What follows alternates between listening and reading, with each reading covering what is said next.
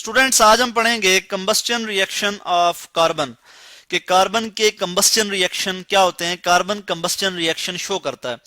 तो कार्बन की जितनी भी फॉर्म्स हम प्रीवियस वीडियो में पढ़ चुके हैं वो सब के सब जो है in the excess of air वो जो है वो बर्न होते हैं। ठीक है, उनमें हम पढ़ चुके जी कार्बन की जो एलोट्रॉपिक फॉर्म है जिसमें हमारे पास डायमंड आ जाता है।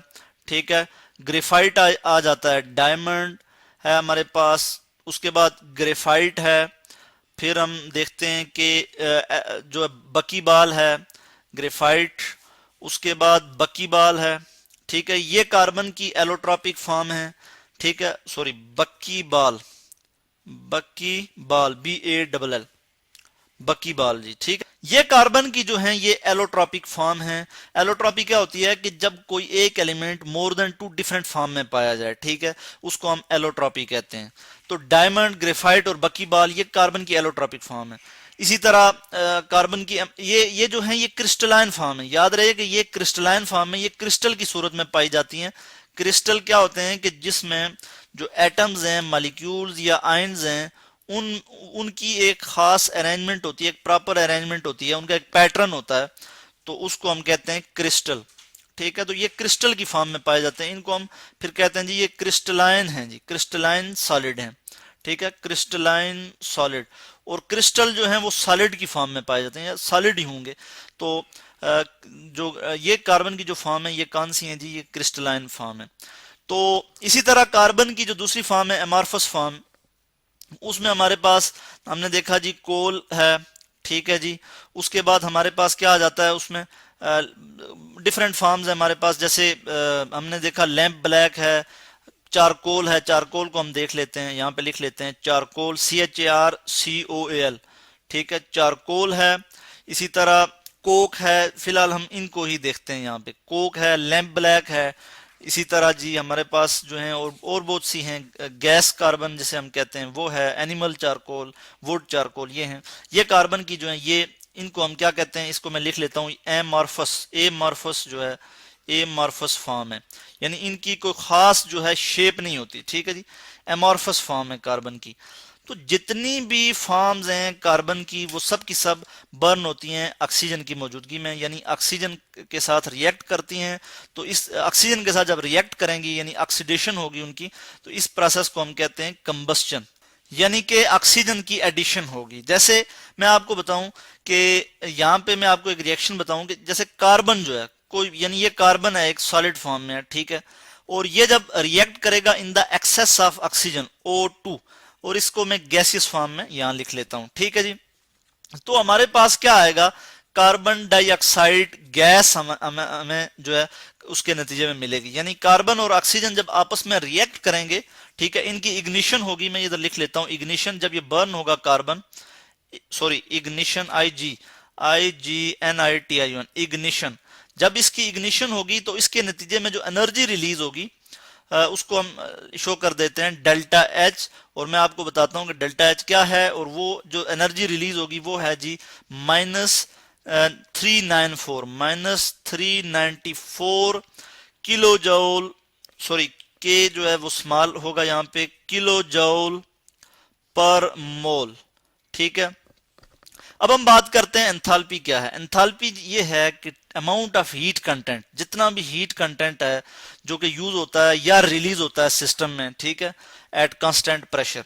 Amount of heat content used और released in a system at constant pressure, कि अब जितना भी एट कांस्टेंट प्रेशर पे, ठीक है, प्रेशर को अगर हम कांस्टेंट रखें तो जितनी एनर्जी जो है वो रिलीज होगी, ठीक है, रिएक्शन होने के बाद जितनी एनर्जी रिलीज होगी या यूज होगी, कि वो रिएक्शन होने के लिए जो एनर्जी यूज होगी, ठीक है, एब्जॉर्ब होगी, तो इसको हम कहते हैं एंथैल्पी। और डेल्टा जो है ये शो करता है चेंज को, यानी एंथैल्पी चेंज।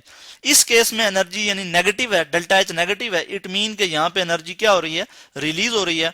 और इसको हम कहते हैं जी कि ये क्या है, एक्सोथर्मिक रिएक्शन है।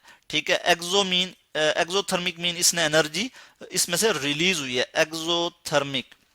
और इसके बाद हम देखते हैं कि जो किलो जूल की हमने बात की, जूल जो है ये एनर्जी की यूनिट है एनर्जी को मेजर करने की। ठीक है, और 1000 जूल 1000 जूल जो है वो बराबर होते हैं 1 किलो जूल के। ठीक है, तो ये एनर्जी को रिप्रेजेंट करने के लिए एक यूनिट जो मैंने आपको बताई। ठीक है, उसके बाद हम देखते हैं कि कार्बन अगर जो है वो लिमिटेड सप्लाई में बर्न हो। ठीक है, यहां तो हमने देखा कि ऑक्सीजन की एक्सेस में यहां पे बर्न हुआ। ठीक है, अगर लिमिटेड सप्लाई में बर्न होगा तो क्या होगा कि कार्बन, ये मैं लिख लेता हूं, सॉलिड फॉर्म में है और ऑक्सीजन जो है O2। ठीक है, यहां पे हमने एक कंडीशन लगा दी कि ऑक्सीजन यहां पे कम होगा, तो क्या प्रोड्यूस होगा जी, हमारे पास जो आएगी वो गैस प्रोड्यूस होगी और इसे हम कहते हैं कार्बन मोनोऑक्साइड। एक ऑक्सीजन होगा इसमें, गैसियस फॉर्म में है। इसको हम जो है अगर बैलेंस करें हम, चूंकि O2 है यहाँ पे, तो इसको बैलेंस करने के लिए यहाँ 2 लगाना पड़ेगा और यहाँ भी 2 लगाना पड़ेगा कि 2 ऑक्सीजन हो जाएंगे और फिर कार्बन 2 हो जाएंगे, तो उसके लिए हमने इसके कार्बन के पीछे भी 2 लगा लिया। तो ये किस फॉर्म में, जब लिमिटेड सप्लाई होगी। गाड़ियों के इंजन में जो फ्यूल की जब लिमिटेड सप्लाई ऑफ ऑक्सीजन में बर्निंग होती है, लिमिटेड सप्लाई ऑफ ऑक्सीजन में बर्न होते हैं, तो उस केस में भी कार्बन मोनोऑक्साइड प्रोड्यूस होती है। और एक्सेस ऑफ ऑक्सीजन में जब कार्बन बर्न होता है तो कार्बन डाइऑक्साइड गैस प्रोड्यूस होती है। और सबसे बड़ी बात यह है कि कार्बन जब कंबस्टन रिएक्शन शो करता है तो उसके नतीजे में वो एनर्जी रिलीज होती है, यानी एक्सोथर्मिक रिएक्शन होते हैं। और इसीलिए जब हम गाड़ियों में जो पेट्रोलियम की जो मसनूआत हैं, यानी डीजल पेट्रोल जो भी है, जो फ्यूल हैं जो यूज करते हैं, वो एनर्जी रिलीज करते हैं। ठीक है, एक्सोथर्मिक रिएक्शन होता है जब उनकी बर्निंग होती है, कंबस्टन होती है जब उनकी, तो एनर्जी रिलीज होती है और इसी वजह से हमारी गाड़ी जो है वो चलती है। तो आगे हम देख लेते हैं कि जो मीथेन गैस, जो जिसको हम नेचुरल गैस कहते हैं, जब हम घरों में उसे यूज करते हैं, बर्न करते हैं उसे, तो क्या होता है, CH4, वो जो है जब ऑक्सीजन की एक्सेस में जब रिएक्ट करेगी, ठीक है, ऑक्सीजन के जब जब उसकी कंबस्टन होगी, ठीक है, तो हमारे पास क्या आएगा कि कार्बन डाइऑक्साइड गैस प्रोड्यूस होगी, CO2।